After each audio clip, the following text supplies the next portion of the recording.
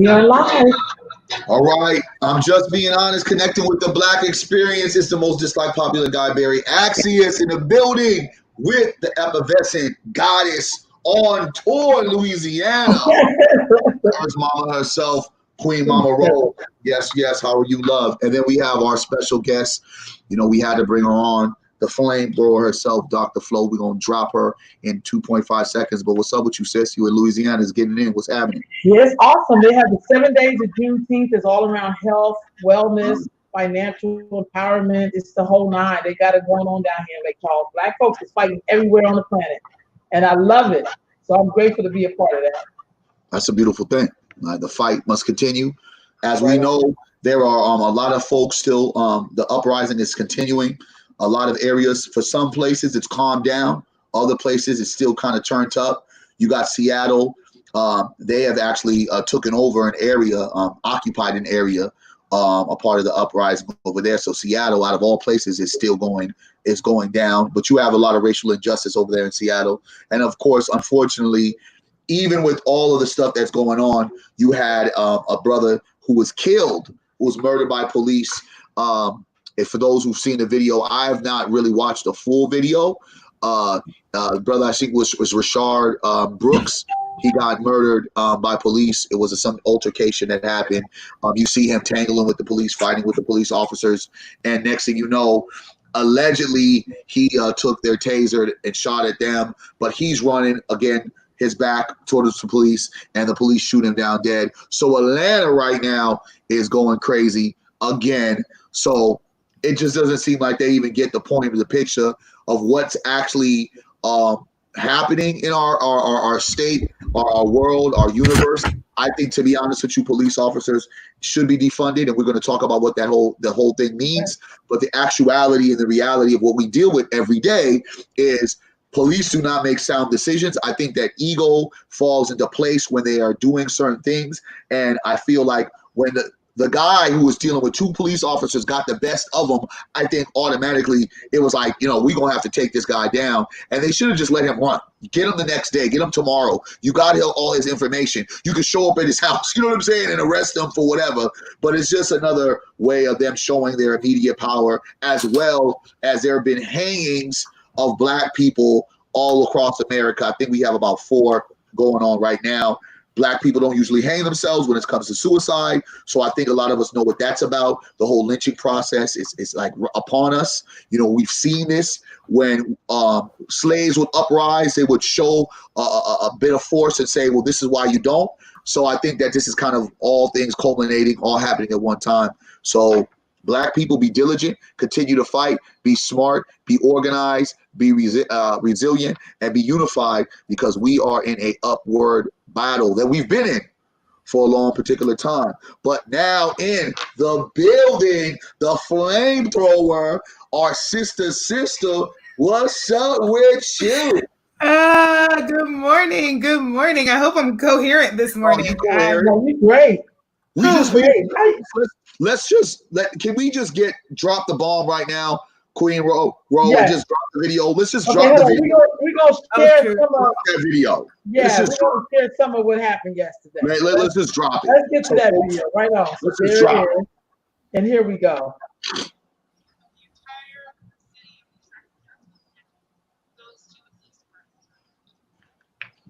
Get that volume up. Okay, hold on.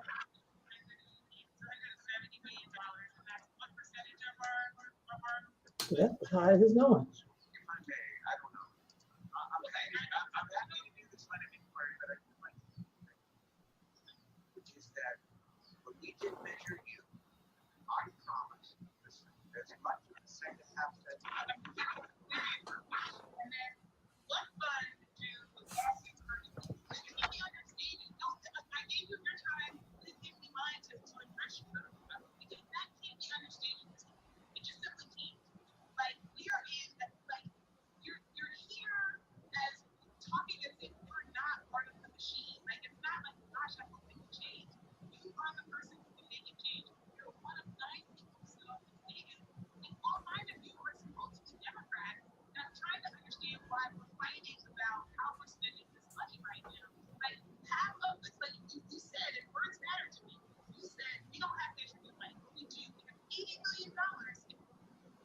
Wow.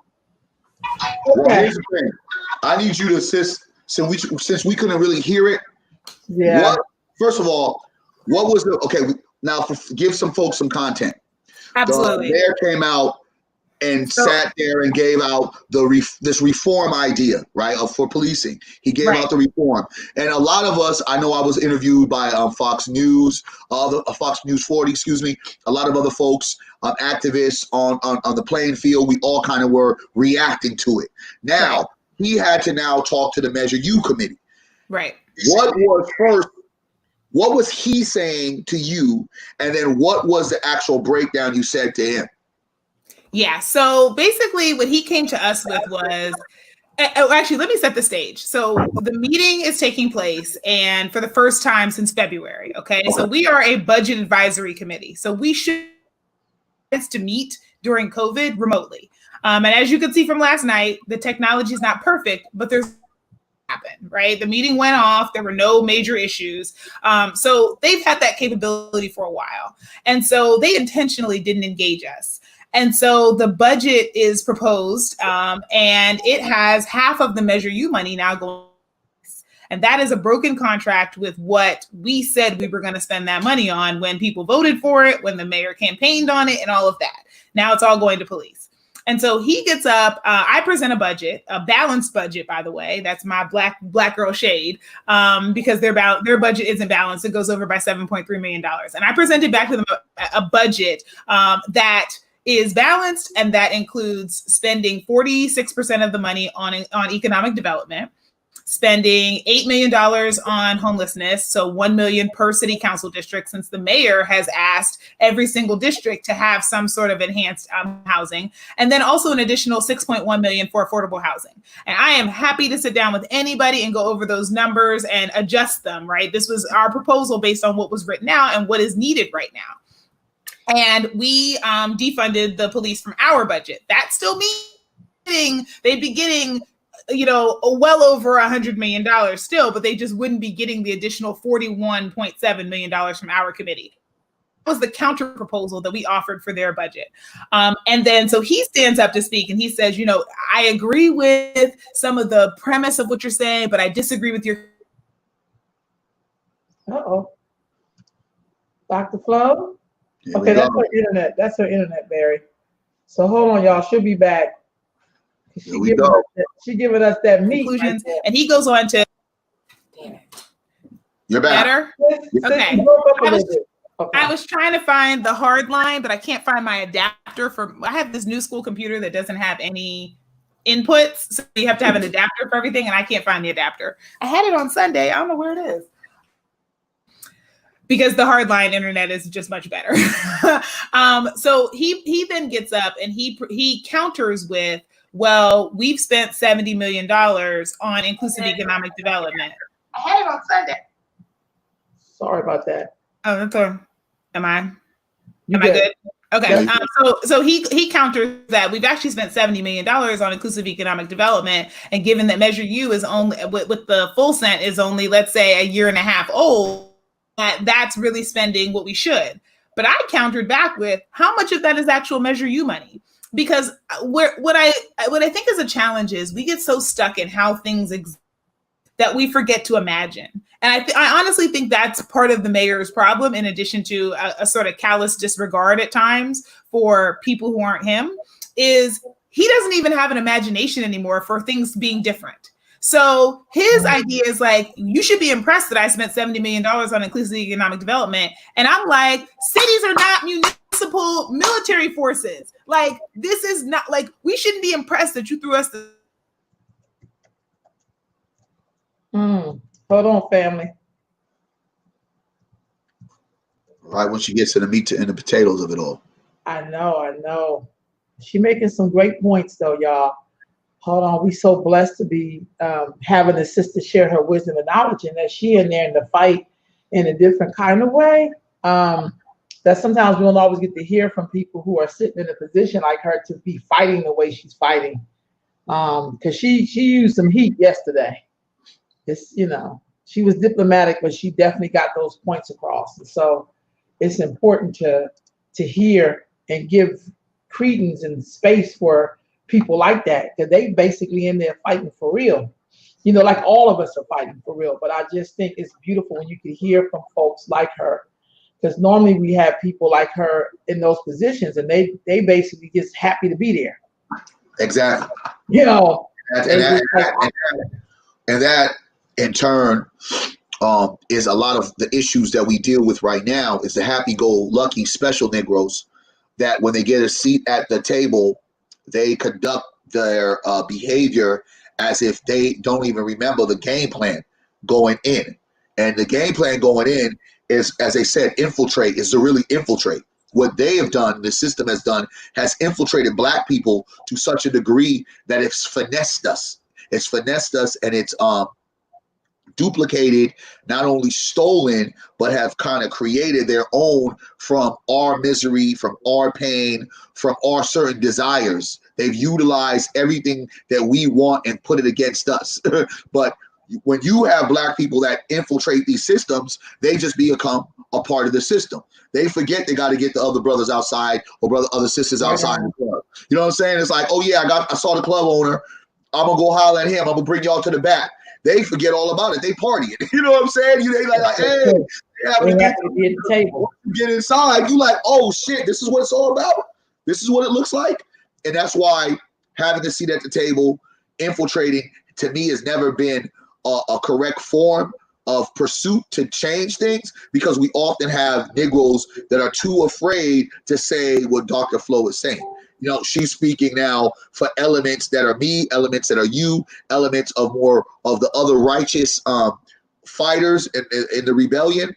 Now she's speaking in a way to where the messaging is the same, but the delivery is different, because she's in a place where she can't deliver the message the way she's delivering it. And that's the difference. She's back home. Okay, so I found the adapter, so we should be hardline now. Okay, so this should be good internet. So the mayor then counters with this whole $70 million thing as if we're supposed to be impressed, because in his mind, he can't imagine a world where we spent most of the budget on the actual communities in Sacramento and very little, or to none of the budget on policing. Like that doesn't even outside the communities that always get the money. Like we talk about exactly. Like he can't even imagine a world where that's possible. So he goes on, he basically gets up there and says, you all should be happy. Look at all that I've done. So I asked him straight up, how much of the police budget was spent, how much of the city's budget was spent on police when you entered office, and has that changed? Because he started his remarks saying, 80% of the money goes to police and fire, and I ran for mayor because I wanted to change that, but you haven't. You've given them more money. And I think most people would be pretty upset to learn that the $3 million that we've had to pay out in bad behavior payments to the Clark family and to the protesters in East Sac came from the general fund budget during a time when the police are enjoying pay raises. They have 2 negotiated pay raises. One happened last December and one's coming up this December. And citywide, many of our state workers are getting ready to get furloughed. But the police, who have been pepper spraying children and rubber bulleting children on television, are getting their regular contractually negotiated raises. And when I pushed the mayor on that, he said, I'm not bringing the unions back to the table, even though we have done the research and the case law, including Sonoma City, where during an emergency, government code allows you to renegotiate contracts. And I would think on the table should be your raises at minimum, if not some scale backs, given that COVID-19 has really had a detrimental impact on our budgets. So it's astonishing. I've had this conversation back and forth because I was talking about how yelly I'll be on Monday or not. It's hard not to be yelly about this. Like, these are actual people's lives in the balance. And so it's really insulting to me when the mayor says things like, I'm just as idealistic as you are. No, you're not, because I can imagine a world where the police don't exist, and I can show you on a map how that could happen. And you can't even get there. You think it's comfortable you want people to pat you on the back for spending $5 million over 2 years on figuring out how to scale back the police, when that's the police's over under on their overtime for last week's protests. Like, that's chump change. And Khalil rightly pointed out, shout out to him. He's our youth member on the committee. And Khalil pointed out, he was like, I'm looking through this efficiency study and look at how much you're mismanaging your overtime. Look at how much we're paying out of the budget. They don't even have to pretend that they care about a budget when it comes to overtime. So not only do you show up to protests and abuse Black and brown bodies, but then you get paid overtime for it and you get your contractually negotiated raise during a pandemic that has completely depleted the resources of the city. So the mayor came to us and said, we don't have Measure U money anymore. And I'm like, that's bullshit. We have $80 million. Now you want to give half of it to police and 25% of it to fire, and then turn around and give $4 million to economic development. That's a decision you're making. But we have Measure U money. That is factually incorrect. We have money. And we could spend it however we want to. We have a system where the budget is determined by the city council members and mayor. And if they wanted to bring those unions back to the table to renegotiate contracts, now is the time. And there's plenty of political will behind them not having bloated contracts that allow them to run reckless across our city and across our city budgets in particular. So this is kind of like something universally that's going on pretty much in city to cities, that conversations about defunding the police and how we're utilizing our budgets. And I think that so often I feel like this idea of crime has plagued our thought process, right? When we think about the 3-strike law, right? We think about the crack epidemic, we think about gangs and all these things that rise the awareness of feeling that we need more public safety, not outside of the fire department, because, you know, they're a needed entity on a lot of different bases, but the idea of policing. I think that this idea that has been centered on criminal behavior has kind of created this scare factor that makes us say we need more police, we need more police. But the reality is we don't necessarily really need more police, because in the sense of protect and serve, they're not protecting and serving a general population. But in the idea that I think that we've all been sabotaged, media-wise has kind of promoted it. And I think some of us as well have kind of relied on this idea of more police, but in a sense of not understanding what that really means. They go to the bank and we sit there and still look for the bucket of money. Now, when we talk about defunding the police, what is your defined definition of that? Because there's so much controversy on this whole thought. Defund the police. For me, I know what the subject means. And for others, it's like, oh my God, defund the police. That means there's going to be no police. What does that mean? So what is your definition of that, sis? Sure. So my definition of defunding the police is defunding the police, because I am what you would consider to be a police and prison abolitionist. I know that when you say those words, people immediately think of slavery, and that's the place I want you to think of, because if you look at, our Constitution, you will see that when slavery was abolished, the exception is for incarceration, right? So these systems are linked. It was like, oh, we can't just take you off a boat and make you work for us. Cool. We'll find ways to be able to still make you do that. And so our criminal code is all about amassing really minor offenses to warehouse people to for next to nothing, pay them next to nothing to be able to bolster our companies. And so you will see that, like, folks in prison work, they make $1 a day, and they are making products for places like Victoria's Secret, et cetera, right? So this is all part of capitalism. And yes, there are ways to be able to, to provide security and safety for ourselves, and to be able to handle when people harm other people in the community. But we haven't pursued those yet. So people immediately ask, when you say, well, defund the police, well, what will you do about murder and rape and theft? And I would say, if you're funding the police because of murder, rape, and theft, you should already be asking for a refund, because they close only about 40% of their murder cases. They have untested rape kits, and they pursue so little sexual assault. Most people who've been sexually assaulted have no interaction with the criminal justice system that provided any sort of justice. And if we look at, property crime, like, they don't even bother to report half of them, and they don't solve any of them. So if that's what we're worried about, we're already not getting that. So why are we paying in, 40, 50% of our budget to not get that? When there are folks out here, I know I felt safe at spaces that Barry, you put together, that Rolanda, you put together, and there were no police there. It was because people in the community decided to serve as security and to keep things right, because we're investing in the community and we're welcoming the people. We're not criminalizing them when they show up. Yeah. I've been to the African marketplace plenty of times. When folks wander over who are experiencing homelessness, we don't call the police on them and shoo them out. We welcome them in. We give them a little side off our plate. We bring them in as community. And when we treat people like human beings, they often respond that way. I've never had a violent interaction with anybody who was unhoused, ever. Because I talk to people I talk to everybody like they're people, including children, which can be a problem because I've had children look at me like, Flo, what are you talking about? And I'm like, right, you're 3. Those words don't make sense. So tell me your objective here. And they're like, I'm 3 and I don't know what an objective is. And lady, what are you talking about? Yeah. But like when you talk to people, like when you bring them in as part of the community, when you care for them genuinely, we are in a safer position. But when you bring weapons to the situation, you don't. So that's what we're imagining. We're saying there is a way where we could take 50% of our city's budgets and spend them in a better way that doesn't criminalize and harm us, and that actually prevents some of the things that you're just trying to react to. And I need somebody to have an imagination for that. But it is despicable that 9 city council members who are all supposedly Democrats can't make any more progress on this issue than they have. So I do have a question for you, Dr. Flo. So I know across the country, as well as Sacramento, they're talking about having another department that will handle non-threatening, whatever kind of calls.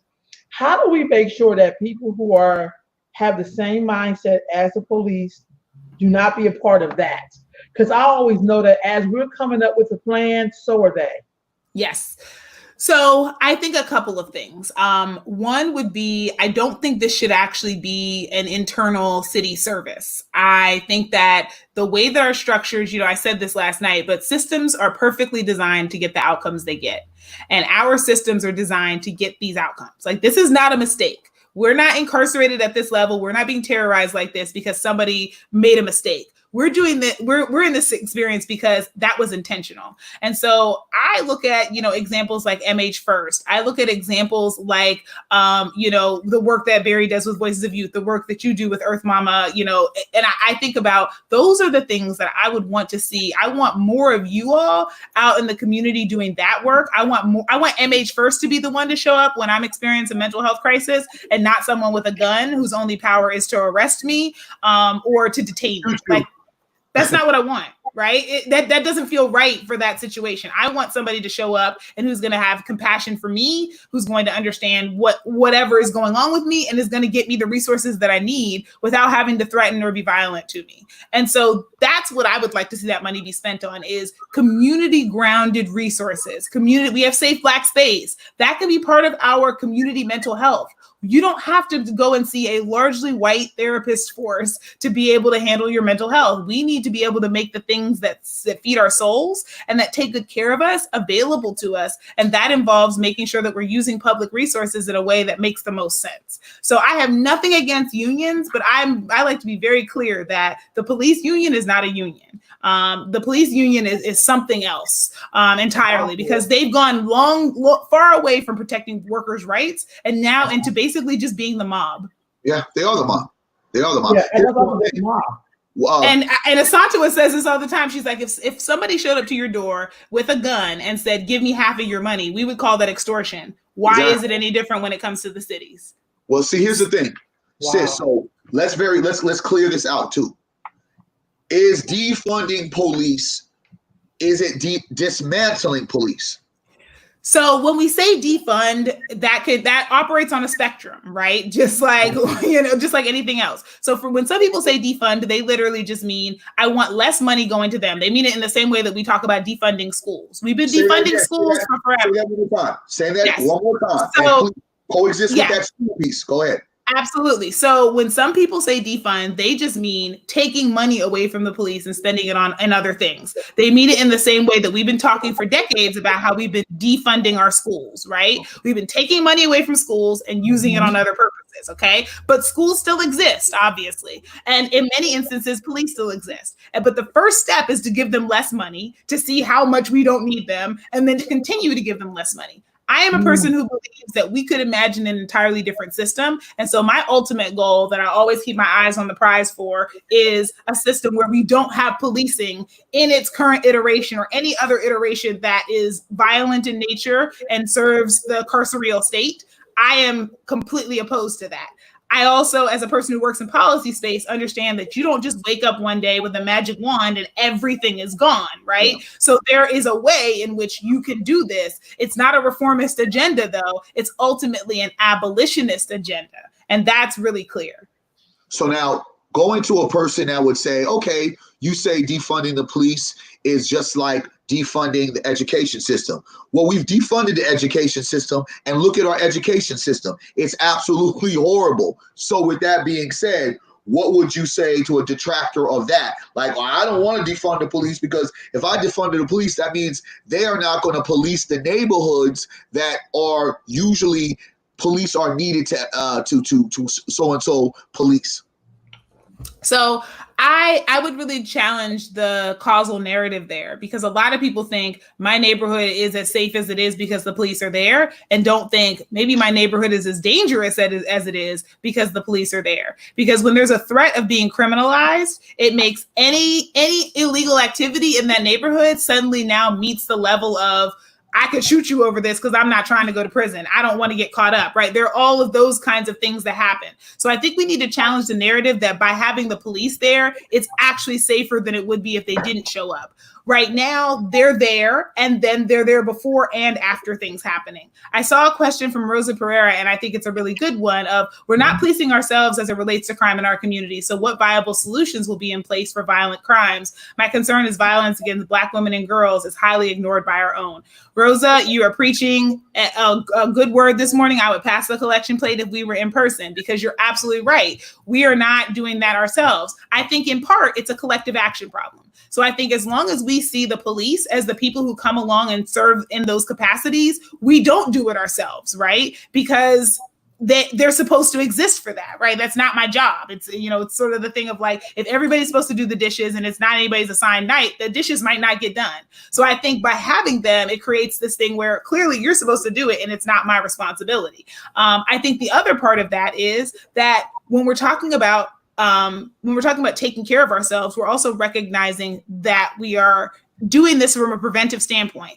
People don't wake up and become violent against each other. That is learned behavior. And so if we were able to take that money that the police get for, militarized vehicles and weapons and invest it in understanding healthy relationship dynamics for little boys in our community, and understanding conflict resolution for boys in our community, and all of those things, we would have fewer people. We'd be able to break some of those cycles of abuse and of violence that have happened in families, so that we don't continue to perpetuate it generation after generation. Like, I don't want to just I want to be very clear. When I think about public safety, I don't think justice for me is not somebody solving my murder and putting that person in prison. Justice for me is never being murdered in the first place. And so if your solution to safety doesn't involve a preventive action of me not being murdered, I don't want it. And the police, all they can do is show up after the fact and arrest someone or shoot someone or incarcerate someone. But they can't actually do anything to keep me safe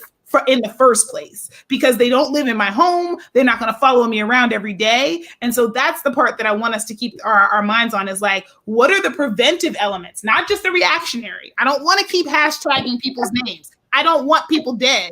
And so what do we do to make sure that these Black women and girls are not being abused in the first place? I don't want to solve their crimes. Like, R. Kelly can go to jail, that's fine, but it doesn't unabuse those girls he touched on. I want to go back in time and figure out how the next generation of R. Kelly's and the next generation of those girls don't happen. And that doesn't happen from police. Not at all. Right on. I think the other part, Dr. Florin, right on. I think it's a twofold. I so wish it was the one road. That would be great. But we still have to figure out how to solve things in our community. Mm-hmm. I think we still have to figure that out. And so I think it's not just a one thought process that's going to get us through here, because we still have people committing crimes even as we speak. When I did that libation at the park, somebody was being shot in Oak Park. Right. And we were just in the next place over. And that Yes. was happening in our community, even though Correct. we were white people call ourselves being healed in the middle of Curtis Park, when in our community, all hell was breaking loose. Correct. Which Correct. was creating more trauma and Correct. making people feel unsafe. Right. And so I get you, but I feel like we got to really figure out how to have that conversation as a people and how to make sure even people we disagree with is at that table, because Yes. everybody got a piece of this solution. There is no Absolutely. one solution to it. It Absolutely. doesn't exist. The other thing I want to say, what dawned on me in watching your video at that meeting, is I think some people are being are a little bit shocked that one day they may have to be as equal as the people they claim they want to be equal with. Mm-hmm.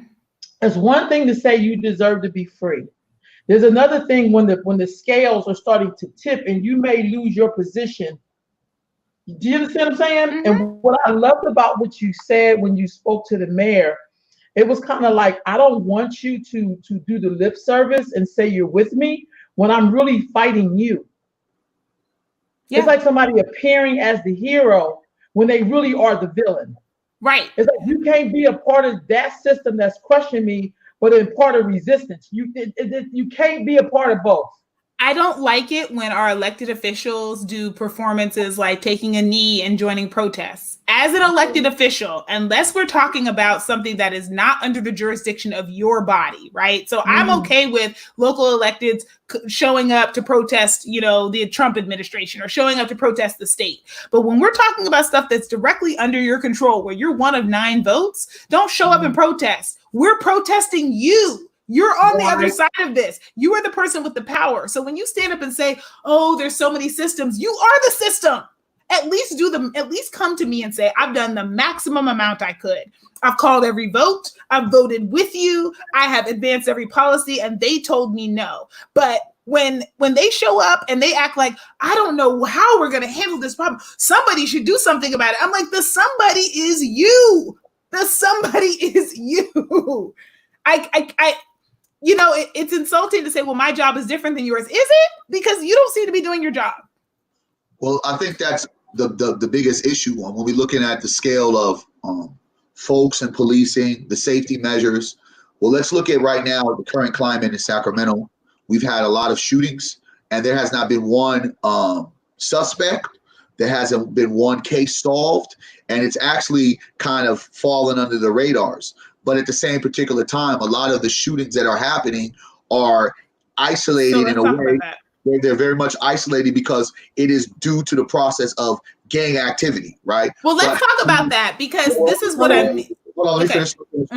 But at the same particular time, with the gang activity, the ways we can solve that is giving opportunities. When you create an environment that when a young person is in a community where it's gang affiliated, right, and you have nothing else to kind of move or navigate you to something different outside of schools, and the schools, as we know, they have no funds to give opportunities for individuals. If you're not playing any kind of sports, maybe you're not the greatest in academics, but you have other interests and you have other values, but there's nothing to cultivate that.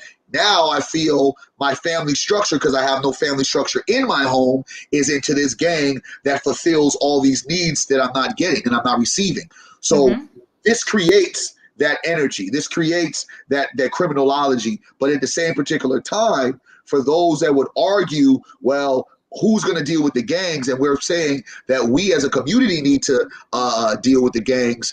We as a community, a lot of us move out of these communities for greener pastures, and not only for this fact that of better opportunities, but a lot of us can't stay in our communities because if the other people haven't elevated in our community, we're going to be the targets, right? It's going to almost like, wait a minute, don't attack us. I mean, we're not the cause of it. We're trying to bring some solidarity to it.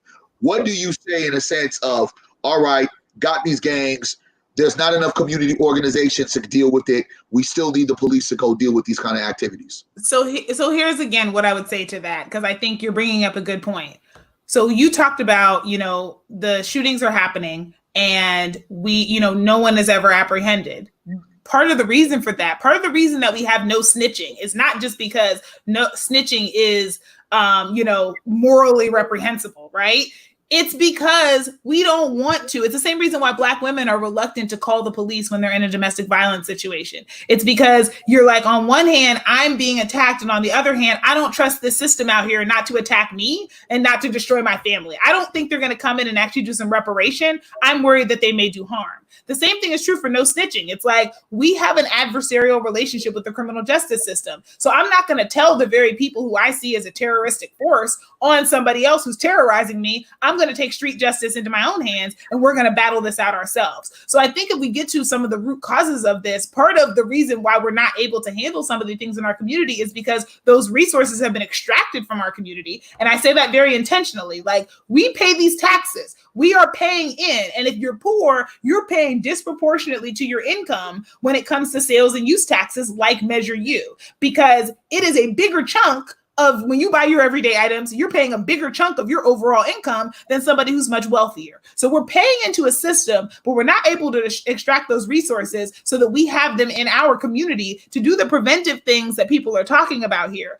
to be able to actually have a way to get to those families so that people are not at risk. One of the things we know about, teen pregnancy prevention is that when girls have goals in their lives, they don't get pregnant at nearly the same rate as girls who don't. So it's not birth. I mean, certainly birth control helps. I'm an epidemiologist. I would never say it doesn't, because you can be sexually active. But what I'm saying is that the best teen pregnancy prevention is goals. And so if we're not investing in the things that give girls goals, last time I checked, the police weren't giving girls goals. So if we're not investing in that, we're not investing in the places that are going to prevent things. If we're not investing in boys' mental health and making sure they have secure attachments, we can't then be mad when they join gangs when they get older. Like, we didn't invest in them from babies.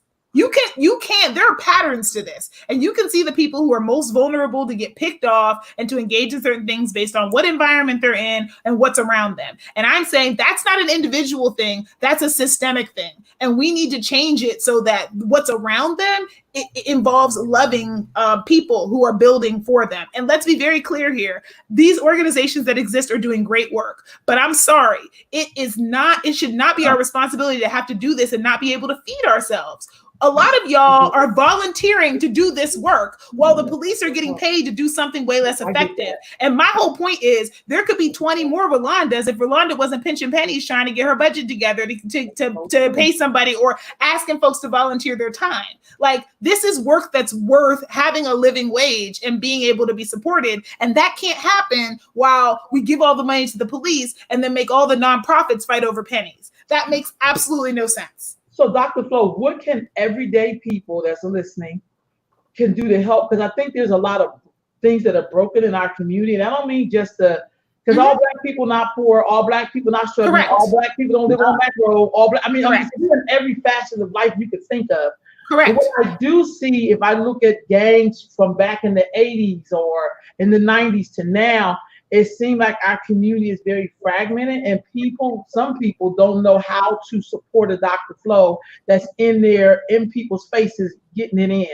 Because I think what the police have is that, police can organize very well their families. They can organize people to come support Blue Lives with some money. Like, the one guy who killed that brother that kicked all of this off, he got out on bail, and they raised like $1 million for this dude. That's yeah. So Rolanda, you're absolutely right that we are not a monolith, and I know you say that all the time. Yeah. But I also would counter that. Yes, most Black people are poor, and I'm including myself in that. I am in class solidarity with the poor, because let me be very clear here. I gotta work every day in order to be able to have food and clothing, and if I don't have a job, I can't eat. And so I'm not that far off. Yes, I have the privilege of being able to have food every day, but let me be very clear, we're all pretty poor. So when it comes to who can write $1 million checks out, I can't, because I ain't got it. And you ain't got it, and you ain't got it. So we are not. I'm looking for you for a check. What you talking about? I'm looking for you for a check. But Dr. Flo, you're poor, but you're Dr. Flo. You're not just Flo. Hold on, let me just stop. I have privilege. I think we spend too much time on trying to make Black people the same, instead of saying, if you are a human being, whether if you live in and up on the hill, or if you live down below the thing, there are some things that we need to be concerned about as a people. So no matter if I'm not living in the projects and I live in Elk Grove, I still should be concerned about people who look like me. And I Correct. should be reporting to do something. Correct. I totally agree with you. That's I was all more I'm so saying. just making the point that like there is a wealth that white people have in this Oh, country definitely. that it's going to take 256 years for the average middle class black family to I get catch that. up with the average middle class white family. And what I think sometimes happens, and I do happen to be fortunate that I went to school entirely on, you know, scholarship. So I don't have student loan debt. But most of my black PhD colleagues are folks who are riddled with hundreds of thousands of dollars of debt, but have a decent job. And so we consider them to be middle class, but they're not middle class because they don't have any wealth and they're not moving like that. They can just live that way. And so that's part of what has separated us though, because we're all under systemic racism. Okay. The CEO of Kaiser was a black man and he dropped dead at 60 because them people killed him. Okay. So let's not pretend as if life is going to be, yes, there's a privilege. I won't deny it. I have the privilege of being able to have a good salary that pays. I have, you know, a partner who also, you know, a husband who also is able to contribute. Like all of those things are absolutely true. And I would not co-opt anybody else's like real struggles. But when it comes to class solidarity, I'm gonna fight as hard to make sure that Cal Fresh money gets out, because I am one layoff for being a little too mouthy as a black woman away from having Cal Fresh my damn self. And I agree. That's where I don't want us to get messed up, that we're in this boat together and some of us are doing just a little bit better, but we in this together. That's the beauty of the time. That's the beauty of the time. But I believe what Sis is saying. I apologize, Queen. But here's my reality, and I think this is our reality. Now, what you guys are both connecting has been some sentiments that a lot of us three are here sharing it. Yep. But the reality, I'm going to what Queen said, Mama Ro. Niggas don't feel that, but they're feeling it now. They're kind of feeling it now. But this has been our problem. And I say this, and I want to be very clear when I say this. There's been opportunities for niggles in higher positions, niggles of power, niggles with some kind of clout, some kind of investment in these areas to stop the bleeding. And I say that by looking at, when you look at the bigger picture for our sports, our entertainers, right? Let's just go focus on sports. And folks, give me an opportunity to kind of lay it out real quick.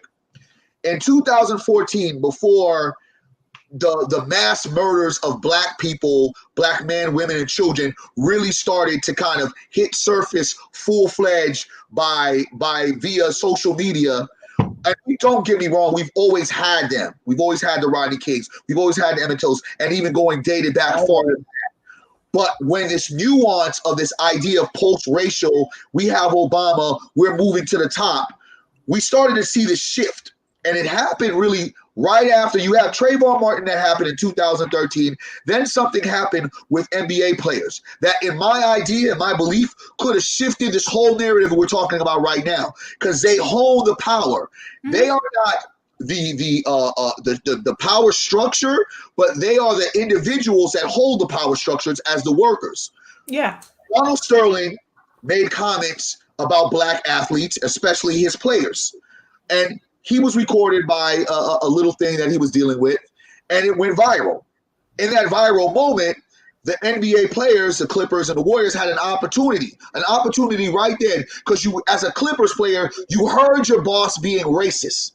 You heard your boss disrespecting not only you, your culture, and other folks that were black.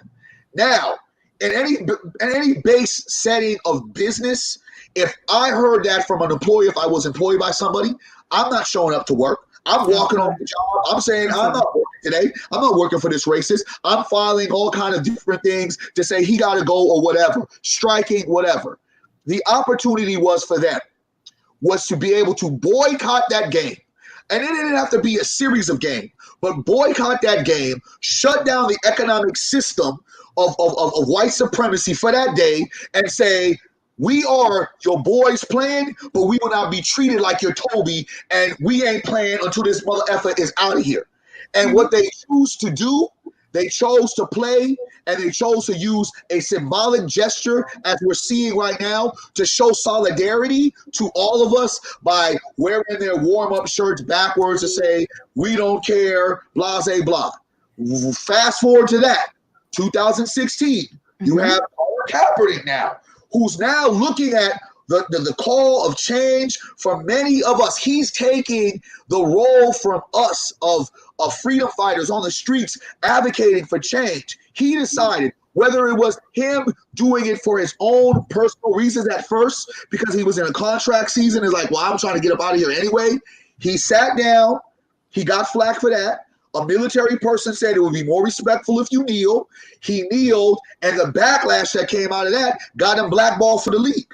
Now we're at a place where in 2020, Nichols could have stood up with Colin Kaepernick. Nichols could have stood up and walked on that Clippers game. You have the athlete, you have those Negroes that really control the structure of some of this supremacy, because if they don't play, the functionality of sports by itself is just eroded. They are now seeing the light. And I think that the help that we need those folks in higher positions with higher salaries that really make certain things move. NBA without black people ain't the NBA. NFL without black people ain't the NFL. We know where we can hit them. We've seen it happen economically when we hit them, when we shut down Golden Ones and we shut down malls, and that's just over here. I believe in place of all of this stuff, we don't have the special Negroes, as I like to call them, doing their part, the structure that we're trying to dismantle will not be dismantled, because if they keep on playing the game as if nothing is happening, they keep on giving us these symbolic gestures of progress, which we know ain't progress. That, to me, becomes a bigger thing. We can't have Spike Lee once tell us, hey, don't do the Oscars. Oscars so white. And as soon as they sat there and say, you know what, let's give Spike Lee an award. This Negro is jumping and hooping and hollering, I've been accepted. And he's got an award. And now the Oscars so white becomes, well, the Oscars ain't that bad. We can't have that. We cannot have that. We have to be. Great. And I believe folks in these positions of power and influence, we all have influence. We have a little bit of scale of some kind of power in our base, but not to the point of advocating the way that we need those folks, entertainers and athletes, because right now people are not hearing them. But Barry, I think you're hitting on something really important, but there's also some context that goes along to it. It's that people ascend to their power often by rolling over and surviving all the attacks in order to be safe enough to get to those positions. And what I think sometimes happens along the way is that, you know, we're kind and compassionate people. I think it's part of how we've been raised. And so, in general, again, we're not a monolith, Mama Ro, but I think we've been raised to be like, so many of us are willing to get on TV after our families have been murdered and forgive the people who kill. Like there's something there in us. And so I think what happens is we go in. I think a lot of the people who are compromising right now and don't have a good vision are people who started out wanting better, but then they got swept up. I mean, the mayor's tried to do this to me several times. Flo, you know, you're part of the city's leadership team. No, I'm not, because I'm not in behind closed doors conversations. No, I'm not. You're trying to in-group me, so I'll be happy with your affiliation, so I'll stop being so vocal about who you are. And I have noticed that and been very intentional about keeping myself grounded and surrounding myself with people who are even more radical than me, so that they anchor me to, this is what I mean, this is who I am, because otherwise you can get sucked up. It's a grooming process. It's almost a domestic violence process of you get brought in, and then people tell you how amazing you are and that you're so different from everybody else, and you start internally believing that stuff. So I only believe it. And I will tell anybody, when I got the Exceptional Women of Color Award, I was like, these are the awards that matter to me, is when my people recognize me. Forget the other awards, because those often come from being viewed as a cell. You only get the awards from the mainstream when you're dead. But the people who know what you're doing value you while you're alive. And if they look like you and they're coming and they're saying you're doing good work, that's what tells me I'm doing good work. I want the People's Award. I don't want the Mayor's Award. But that often happens, is that people get in these positions and then they start to build along the way. And they slowly but surely the resolve gets broken down. And they like being able to text the mayor and their city council members. And they like being able to have access to you. And they like being invited to the Crocker Ball because the tickets start at $1,000 a plate. And they like, right? And so then slowly but surely they start swallowing stuff they should speak up against because they want to continue to be invited. And so there's a real challenge here because how do you get to the higher halls of power in some of these places without selling out your soul in the and without being compromised in the process? So I think you lose vision, you lose, right? Like you lose the ability to be able to do that. It can be done. It can be done, but it has to be intentional. Right on. It has to be intentional. Right on. But Dr. Flo, two things is we want to be respectful of your time. Before you go, we want to know what we can do, just plain, ordinary, everyday people. The other thing I want to say real quick, what you just explained is what we need to hear. Sometimes you have to shut your ass up to listen to how the other side may be feeling. Not the way you feel about them, but what could be going on with them. Somebody put on another show I did, it's not what's wrong with that person, it's what happened to that person. What happened to them all the time. Explain what happened, so that way we can have a little bit more compassion. It don't mean I'm not going to be upset with the person, but you just described something that all of us do on some basic level. When you constantly, that means you need goddamn attention. When you see people sticking with folks because maybe they fed you when you was hungry and black people was right there and didn't feed you. So it's kind of like you have to understand what that does to people. And you broke that down. And as we try to build anything black, we got to be willing to listen to the person's psyche so we know how to move and stop beating each other up when we know that person is only a perception of power. Right. It's kind of like they have black people in the photo ops to say we got a black person, but that black person ain't got no goddamn power. No. That's going to allow us to show up and do that. So what can ordinary people do to help you? Because you're in a position where we should be helping you. If you say we should be out there backing your ass up because we do not most times back up people that we have in positions. We'll talk shit about them, but we will not come and back their ass up.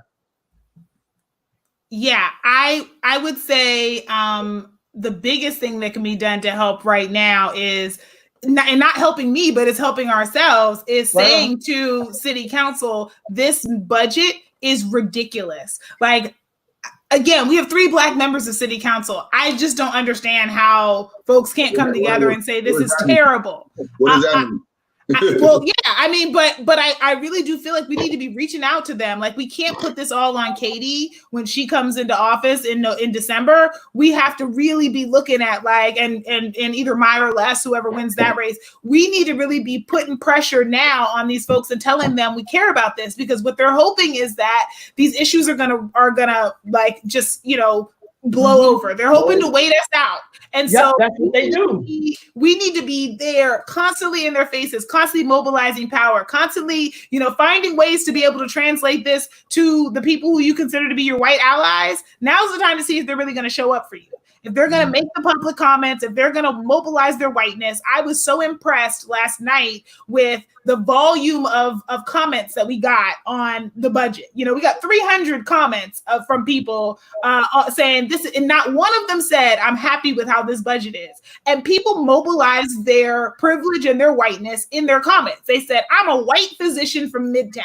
I don't think that was intentional. I think somebody gathered them and said, this is how you write that, right? And so those are the things that we need, is to be able to tell the story from our own perspective and also to mobilize, because this city is only 14% Black. So we're going to need more than even just us to be able to move some of these things forward. We also need to be reaching out to other folks who similarly want money to be spent differently in their communities and who we're constantly fighting over money for, right? Because they give $1 million and now 18 organizations got to fight for $1 million, as opposed to having $150 million. And now we all can come to the table and get adequate resources to be able to do what we need to do.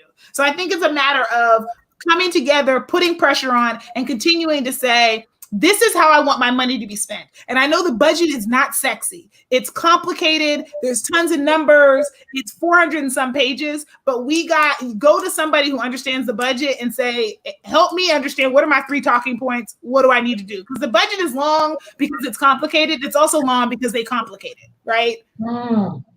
So I know, sis, you got to go. We appreciate you. Make sure I need you to, one of the ways folks want to sit there and know how to support Buy Black Saturday. That's an initiative that we're pushing, supporting Black businesses intentionally. I know that some folks will be like, well, that's not enough. We got to start somewhere. And a lot of that economic boost is developing systems for ourselves. I know a lot of folks don't like to hear that, but one of the worst things outside of enslavement was integration, because we've integrated into a system that wasn't designed for us and has been able to utilize all of our talents and abilities and create their own systems with our shit. So at the end of the day, we build it, they take it, and they monetize on it, and we lose, and they monopolize on it. So, again, continue the good work. We appreciate you in that last minute. I just wanted to make sure that we got you on, speak truth to power.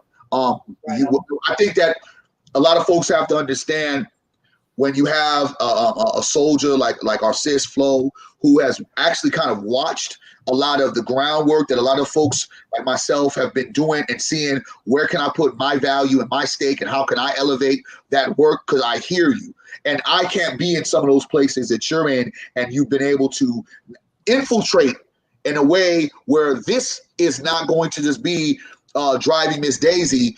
No, Daisy's taking over and driving. So in that reality, if folks want to look at infiltration, we talk about infiltration in a way where you just can't be excited and happy to be there. And that's been my argument with a lot of Negroes. I do understand, me and Mama Roll just talked about it. Negroes get inside after getting told you can get in the club, get your partners in a few, you get to seeing all the drinks, the girls on a party, and you like, oh, you forget about your partners 3 hours later. We can't do that.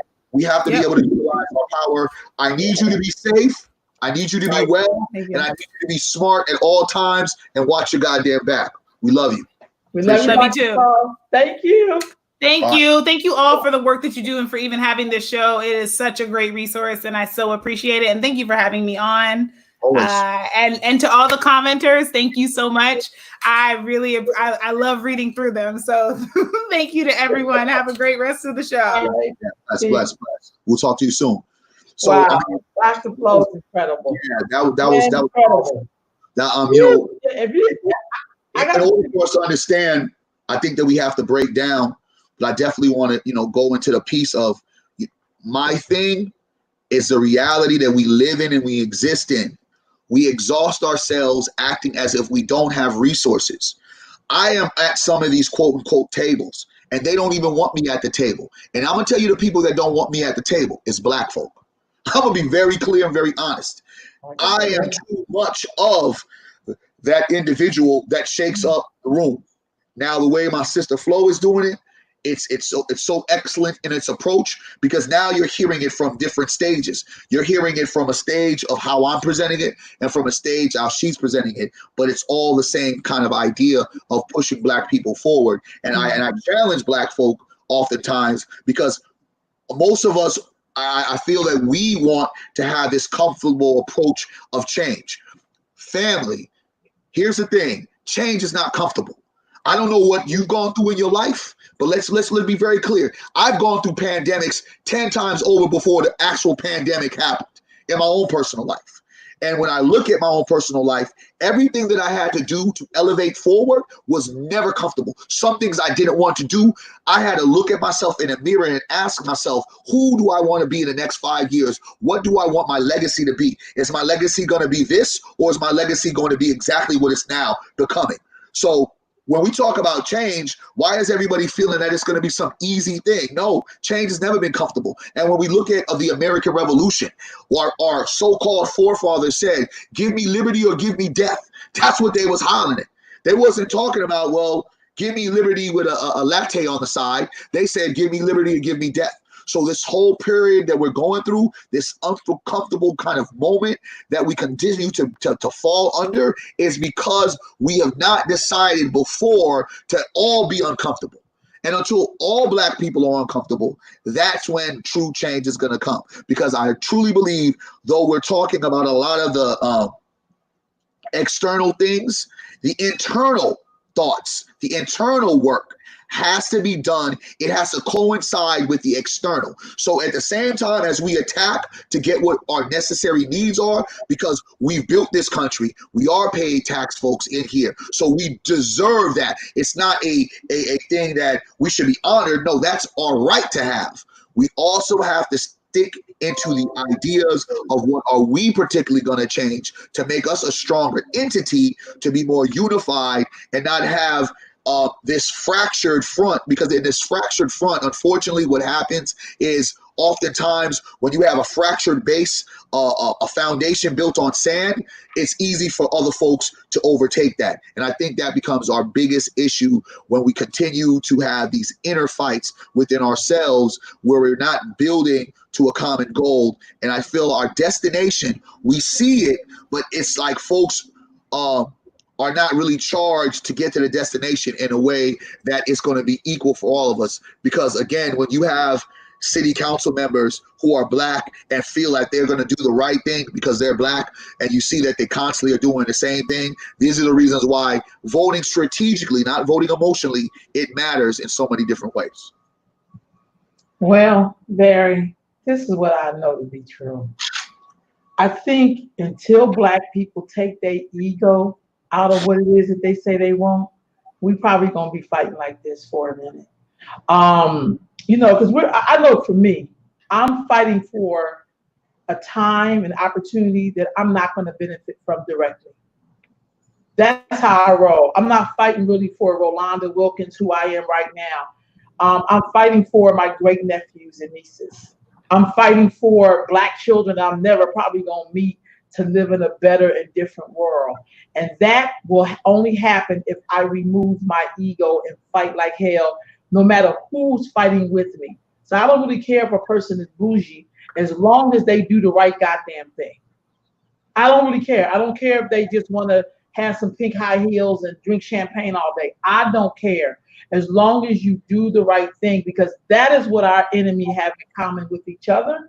Is that at the end of the day, a guy down here, I'm in Louisiana, and they're talking about voting. This is really interesting. He shared this story yesterday. He said when he was young, his principal was running for mayor of their town. And he said there was two white men, and one of them was his good friend. And he had gotten a fight with the other guy who was running against his principal, who was a white guy. So these two white dudes got in a fight. They beat each other bloody. When he went to ask the white dude who was his friend, would he vote for him? He said, no, I'm going to be voting for the dude I just basically got in the fight in. We just got bloody. So that's to show you, no matter how much they argue with each other, no matter if they beat each other down, at the end of the day, they still hold up what is good for them, which is them. and that we don't sometimes get that because we allow our ego. Because the biggest problem I think with Black folks for real is our ego. That's our biggest problem. It's like, I don't feel this, I don't feel that, instead of saying, is this good for the goddamn people? Is this good for us? That's the bottom line. Is this going to help our babies? I do think we have to fight on all the fronts. So what Dr. Flo is doing, and what I love about Dr. Flo, this is my truth, what I love about her, she's Dr. Flo, but she's connected to the people. She's not IR Dr. Flo, and I don't feel Black people, or I have a degree now, so I don't remember people who don't have a degree, or somebody who don't have a high school diploma, only got third degree education. She don't shit on them because she has a PhD. We know we don't have a lot of Black people like that. Let's just be honest. We make a little bit of money, we switch area codes, we act like we don't know Black people from Oak Park or wherever the hell the ghetto is, or ain't no ghetto no more, but that's a whole nother story. But what I'm saying is there's always this common thread about let's get free. Mm-hmm. And not even you personally right now. I mean, free in your mind is one thing, but you're doing this for like 50 years down the road because that's what our enemy does. Mm-hmm. Oak Park was Black 50 years ago. Mm-hmm. Actually, what Oak Park is right now. And it's one of the best parts of the city. I mean, a lot of cities were Black before. Right. And what's happening now. I mean, it's a standing room. You know what I mean? It's a standing attack, right? They watch it one way and they just multiply it in every state. Right? That's how they move, they operate. It'd be one thing if only Brooklyn was. It would be one thing if only New York was, right? Or excuse me, not New York, but if DC was, right? But this is kind of like we're going to attack it in a way systematically. It's all going to change. Where we look at Oak Park as being one of those cities or one of those areas as towns that was Black predominantly, you can also say the same thing about Harlem. You know what I'm saying? So it's almost kind of like, I guess what I have a hard time sometimes. I get challenged, sis, because one thing I was listening to Brother Malcolm, and some of the things that for these so-called new revolutionaries and abolitionists and all things that are now again trendy, you got to listen to some of the old school teachings. And I'm just going to just say Brother Malcolm on this one. And when he was talking about the ballot and or the bullet or the ballot, one of the pieces. Go listen to the whole thing. And he also had another one when he was talking about the conservative whites and the conservative liberals. It is the exact same knowledge, the exact same fight that we are in currently. And I think that what we miss from this fight, for somehow, some way, we get more attached to white acceptance, and we get more attached to symbolic gestures of progress, where we believe that we're moving into this better idea, when truly what we should be saying, because history has proven to be factual and history has been proven to be current. Thank you for your gesture of equity and equality. I rather take my show and go on the road. You know what I'm saying? I rather take my shit and just move it over here, because Black people are in a domestic violence relationship with America, with the system. If we don't understand that it's better for us to take what we need and separate and build our own. Again, separation is not saying you can never ever go to an Asian restaurant or eat Mexican food or ever go to a Ruth Chris again. It's just creating the alternatives, creating our own. So these kind of things that are happening, you don't see them mess with Asians this kind of particular way. They just don't. They just don't. Now, are there conflict in every kind of community? For sure. But they don't mess with them like they mess with Black people. And if we don't understand this kind of process and this art of war, and the Negroes who feel like they're in, they start adapting to thinking that, man, well, I'm a special Negro. Once you don't have the ability to help make a profit for a system that's been all about capitalism and profiting on someone's ability and extorting them in a way to such great lengths to where you have college students that give their all and they get paid nothing, right? They get paid nothing. You have, and then when they get paid under the table, they get penalized. You cannot sit there and think that there's going to be a fair way of being treated after we stir up all the shit that we stir up. There's just going to be another way, like when they did integration. Every Negro was like, let's integrate in their schools. Let's integrate in their communities. Let's integrate. That has not gotten us anywhere, because we're still in the same kind of conversations. Now, Negroes will sit there and say, no, we've got this, we've got that. No. Because if we are in 2020 talking about lynching, police brutality, police terror, domestic violence in our own communities, drugs in our own communities, if we're still having these same talks when we know history, when you read it, these were the same conversations some of our great ancestors were having.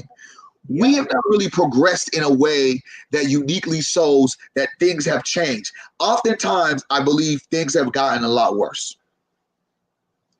Well, I hear you. I sometimes this stuff, Barry, is all about perception. I think sometimes we forget there were Black people who fought on the Confederacy side. That's why I can't do the Black people. We all want this. That's why I can't do that. Because some Black people want to be with white people.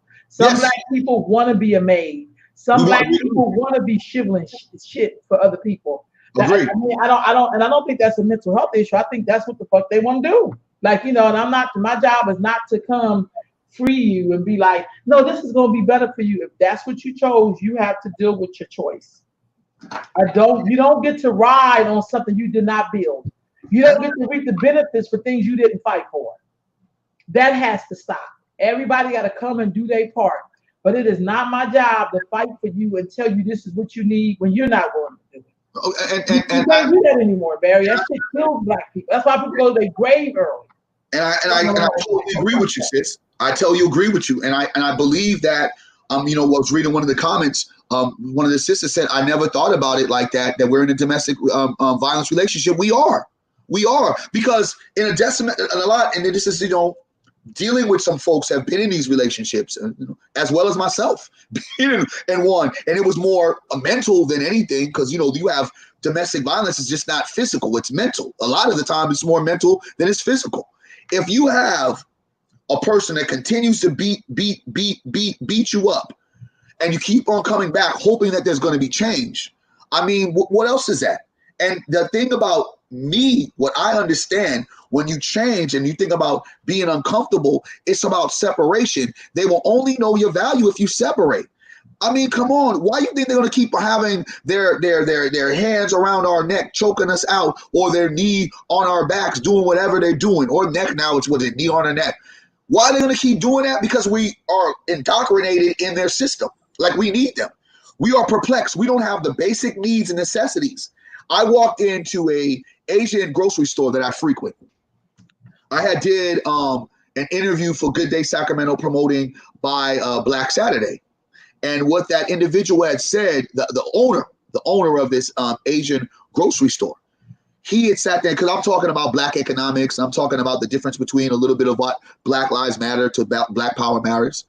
And when I was saying specifically about focusing on our economics and building that up, and all these things for Juneteenth, where we're coming, we have to really have an economic push. He hits me up, sees me. I go to his grocery store all the time. He says to me, he said, what's your name again? Because we had talked before. I said, Barry Axius. I saw you on TV yesterday. And what you said made perfect sense. And he said, us as an Asian community, a Latino community, we should be supporting Black people because of Black people, because of your sacrifice, because what you guys done has made it easier for us to do what we need to do. And this is an Asian guy, connected, owns his own ish, connected with the people that have power. And he's basically saying the levels of what we're saying, this independence that Black people need to create for themselves economically, is not a bad thing. This is not something that should be taboo. It's everybody does it except us in a way that is sufficient. Jews, you go to places and communities, you will see Jewish people striving with just all Jewish ideology. There is no question on that. You can't create any kind of supermarket or Black business in a Jewish community. They're going to look at you like, huh? Who even gave you permission? You know what I'm saying? In the Asian community, it's the same thing. They migrate here. They sit there and say, oh, can't get no jobs. Well, we're going to go build our own thing. And what it's going to do is not only going to support our own people, but during the pandemic, when grocery stores were at its highest volumes, these grocery stores got some of the other customers that probably felt like, I didn't want to wait long lines at Costco. I didn't want to wait over at Safeway. Safeway is closed. They got the brunt of that. Latinos have created their own economic base, though they are still marginalized like Blacks, not the way we are, but they still have their own economic base and culture that they control, that they can be able to operate in. Black people, we don't have that. I mean, here we are in this pandemic, and niggas is excited about taking these. I ain't seen not one red, black, and green flag be posted on any government flag pole or anything. But I see the LGBTQ. I see that. I see them being risen up, and those things to me make a big difference. Because what does marginalized really mean, Barry? What does that word mean? I mean, look at if you folks can't really understand what that means and see no, for real. What does that word mean? I mean, in my viewpoint of my definition, marginalized, we are looked upon, and we are we're not only scapegoats, but we are used in an effect of no one ever sees us, our pain, our suffering, our inability to kind of move and navigate. we are just kind of stuck in this place where no one really looks after us. No one really seeks us. No one really helps build us out of the conditions that we're in. You know, we keep on getting more shit piled up on us. Really talk, marginalized, you get more shit piled on you, more shit piled on you, period. Like our ideas of economic growth does not happen. I don't see that with Latinos. It doesn't happen. No, I don't see it being marginalized. Marginalized in that way, real quick. And it's saying marginalized in a way of they still get mistreated in a sense, like, you know, for instance, the immigrants, like, well, they took the guy, they took the folks and put them in the cages. They still get harassed by the police on a level, but at the same time, but they can go home. They can go home. Black people who are descendants of enslaved people, we can't go home because we don't know where home is. They tell us to go back to Africa, ain't that what? But where are we going? We don't even know where we're from. I think we have to be very careful to stop trying to blend us into other people when all those other groups, I don't care if they're Latino, I don't care if they're Native American, they all got something from this government. We didn't get shit.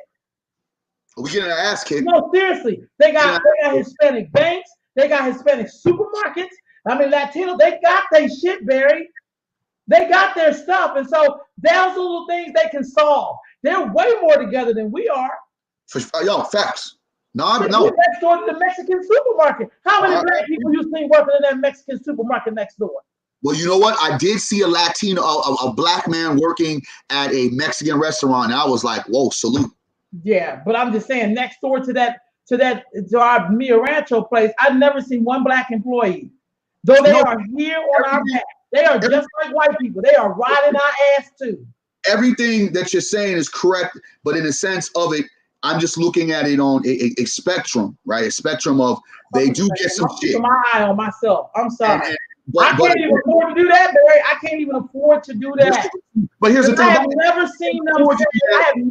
You can't afford to do that because we've chosen a life to be able to give to others. So maybe we should be like the rest of these niggas. No, Barry. But I'm just saying, I have been in some of their stuff, and I have never seen them include black folks. I understand, but we can't be mad at They got black people in their culture. There's black Latinos. Listen, oh yeah, they know they come from us. They don't even help them out. Like my brother Keith said, we can't be mad at any of those folks doing what they do. I'm mad, but I'm not including them. I ain't mad. You don't get to be included. Now is the time for us to really work on what we need to work on, because I think for the first time in a long time, that the Negro who's up in a position of power finally sees that you don't have no power. I think that for the first time in a long time, because remember when the Negroes T.I. and Killer Mike was yelling and saying, hey, y'all, this is Wakanda and we can't do this to Atlanta. What them Negroes do as soon as the other black man got shot in the back, them Negroes had to switch up their tune and be like, all right, you know what? Y'all do what y'all gonna do. You feel me? Because the reality is you ain't got no influence if you cannot really support your people in a way that doesn't have to do with any entertainment. And when you look at COVID-19, again, it was a very revealing thought for a lot of niggas to see. Nobody's going to come save us, not even the simple black people that have money. Not knocking that niggas did certain things, but I did not see this elevation of Negro power structures coming together and saying, this is what we're going to do for our people. They don't do it. They don't do it. It's almost like, let's see what Red Cross does first, then we're going to go ahead and open it up. Or let me just donate this amount. Red Cross.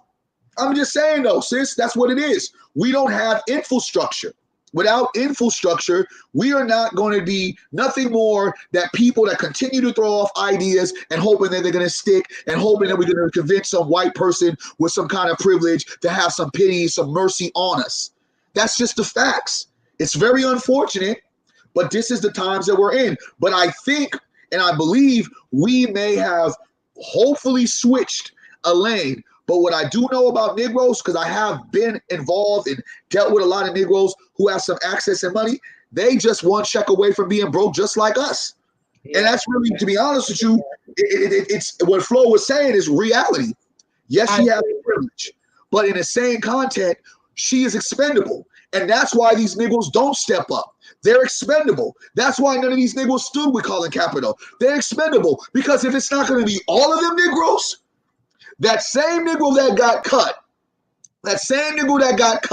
will be that Negro that says, oh, y'all, all the niggas are striking? Yeah. Can you play? He gonna go play. And that's the mentality of individualism that we have. We're not a collective. You and I, we bleed black. If something happens to a black woman, that's like happening to my daughter. That's why I have two daughters. One I birthed, one I adopted, because these are my children. You understand what I'm saying? You at the same, these children that we deal with are our kids. You can't tell us that they ain't our kinfolk. Where we didn't birth them, but you motherfuckers, you ain't did nothing to raise them. You ain't did shit to raise them. I don't care if you birth the children. We are raising these kids. So the reality is too much of us are in this position where we think it can't happen to me. And that becomes the catalyst of our own detriment. So where you will say, what was the thing that you said earlier? You said our ego. I believe our issue is individualism. So you can bring individualism, connect those two dots, and these are the defined problems of why black people do not move ahead. Because those Negroes who are now talking that good talk, why? Because they have not been able to entertain and distract us. And most of these Negroes, you're really nothing more but a common person without entertaining us. Now you're not entertaining us. Who the fuck are you? You're really a nobody. I'd rather hear Rolanda, I'd rather hear Barry talk some real shit, because them niggas is hitting to the core of the problem. Now they got to find a lane like, wait, well, let me talk about this problem, because I can't dribble a ball right now, I can't throw a football, and I can't go on shows to entertain you, to distract you. Now we're focused. But it's always been, to me, a detriment when black people with positions of power, whether it's in government, positions of power, whether it's in entertainment, or whether it's in sports, when they don't stand up, when they don't step up. I don't care about the NFL players talking that shit now, doing these PSAs. I don't care where Jay-Z at, because Jay-Z told us we passed kneeling. So where are we doing now, Jay? I ain't heard Jay tell us, all right, I screwed up by saying that. Here's a game plan. But I saw Goodell talk about, well, maybe we screwed up on Colin Kaepernick. No, we screwed up on Colin Kaepernick. Not saying we as you as we, the Negroes. Because when Colin Kaepernick did a knee, all the Negroes should have did a knee. And said, what you gonna do? We all taking a knee. Now what? Because guess what? You still black. You still black. If that police officer does not know that you are an athlete or an entertainer that did not watch your game, you get pulled over and you are still a black person. And they don't give a damn if you're Haitian, Jamaican. They don't give a damn about any of that stuff. So I think black people really got to start finding themselves to be in this position of strategy as a collective and understand the more them niggas support, because I don't want them niggas talking. I just need them niggas to support. Y'all don't need to say, I don't need y'all to be the forefront, because y'all niggas don't even got your mind right. Just give us the money. That's all I need. Then we can kind of start really building some shit, because niggas should have strip malls. And I know some black people probably have strip malls, but so quiet about it. We should have strip malls. We should have facilities. You and I have been hollering about a facility. Why the hell don't we have a facility, Mama Ro? Because our brother has to get killed first, and then somebody may hear us. I'm not gonna go there. Let me shut the fuck up. Go there. All right, Barry, we wrap it up. I can't. Minutes. Nah, just real talk though. You know, I mean, it's just to end us off like family. I'll say this. My honest to God truth, Barry, 100 years from now, I want my people to be better because of what I did today. That's my honest to God truth. I don't give a shit about none of this. I mean, it's just, it is what it is. We go through the steps, whatever. But for me, it's all about where my descendants, my people will be 100 years from now based on what I did now. I am standing in somebody's reality from 100 years ago. Facts. That's why I'm not cleaning floors. My mom was a maid and a nurse's assistant. Like, I don't get to clean floors because she cleaned floors. You know what I'm saying? My grandmother was deaf and mute. You know what I mean? And she worked and which was a funeral home. Like she dressed people, you know what I mean? Like in their death. So it's kind of like I get to have a different reality, but I got that because of what the sacrifices somebody made for me. Fuck all the dumb shit. So for me, it's like if I do my best right now, I know I'm not going to see the reward right at this moment. And I'm okay with that. As long as my descendants see it and understand that they are part of a great continuum, that means that when they get here, they got to keep pushing it forward. They don't get to come here and be privileged and don't do shit. Because I feel like we got a bunch of those people right now. The privileged Negroes. The special Negroes. The special Negroes. And the lazy Negroes. Man, because we may have been poor there, but we was never lazy like this. Negro, the super duper whooper pooper lazy ass Negroes. And them frontin' ass Negroes. Them silly ass Negroes, them wannabe superstar ass Negroes, them wannabe celebrity ass, leader ass, want to sit there and love everybody ass Negroes. Yeah. There was a lot of them ass Negroes, backward ass Negroes. Can't do them, won't do them. And we allow that shit to be happening because at the end of the day, Negroes is too afraid to check Negroes. And that's my thing. If we can't support each other and we can't check each other and we can't criticize each other in a way where it's helping change some of the things that might be destructive, we are not a people that can sit there and ask a system to change if we are not willing to change. That part. Big facts. And I always stand on that because there's too many of these Negroes running around here acting as if they know. Negroes don't know nothing about the historical practices. You only know about what currently is happening. Well, hello, dear Negroes. Negroes have been having uprising. This ain't nothing new. It really ain't, Barry. This ain't nothing new. Don't act as if this is the first nuance. Stop playing. And that's why your enemy gonna wait you out. Because he knows that over time you gotta go to dinner. He knows over time you got Go ahead, sis. Go ahead, sis. I was gonna say he's gonna wait you out because he know over time you gotta go to the bathroom. Over time you gotta go eat dinner. Over time you gotta go to that 4th of July celebration. Over time you wanna do Christmas. He know that.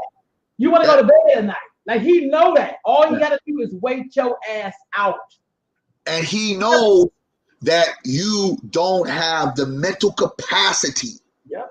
And he knows that you love the symbolic gestures of progress. They've done it before. That's why we was bamboozled and hoodwinked before. Trust me, none of these things are anything different than what we've seen. Excuse me. But what should be different is how we line it up. And let's be very cautious on the people that we continue to feel that is leadership, and we continue to feel, although speaking for the people, if you are not speaking in an unapologetic tone, and if you are not bashing the system, and you're not keeping the same narrative. I watch narratives. I watch niggas how they switch codes, switch. I can't change. I can't F with a nigga that's switching every other time. I just can't do it. 1 minute you on this, 1 minute you on that, 1 minute you hugging the enemy, 1 minute you denouncing the enemies. Which one you want to do? I've been at these tables, and at these tables I've been at, the Negro has not allowed me to come back in because I'm too much. As well as you. That's deep, man. As well as you, sis. Been at some of these tables, and you give them the truth. I remember, we was at a table. Niggas came with that Bloomberg shit. Boy, they was like, why did you guys invite these guys? Like, why did you invite these two Negroes? Like, this wasn't supposed to be the way the interaction was supposed to happen. Yeah. If you're not prepared to hit hardcore truth, and if you're not prepared and willing to be uncomfortable, then Negro, you're not willing to change. So I don't want to hear none of that shit. You're not willing to change. So we're about to go off of the show. Sis, you be safe in Louisiana. Hold up. Black people, remember, Buy Black Saturday, June 20th. Buy Black Saturday, June 20th. Juneteenth is happening on the 19th. We want to break the chains of our oppression. We are still in a place where we are oppressed, so we ain't free. So in order for us to get freedom, we need to build our economics, support any kind of black business. I don't give a damn what it is. If you want to go send money to Earth Mama Healing Network, send it. If you want to send money to Voice of Youth, send it. If you want to support Black Blueprints with Black Blueprints with a Z.com, Black Blueprints with a Z.com, send it. If you want to do something to do change, support organizations organizations and businesses that are in the thick of it, that are on fire, that are telling you guys truth, have been telling y'all truth. Now everyone is just catching up and saying it's a trendy topic. But guess what? Niggas like us have been talking about the elephant in the room. We've been spreading our words about racism, institutional racism, systematic racism, and all that. So this ain't nothing new to us. So we support you. Thank you. Earth Mama Healing. Like, share. See you guys next Tuesday. Peace.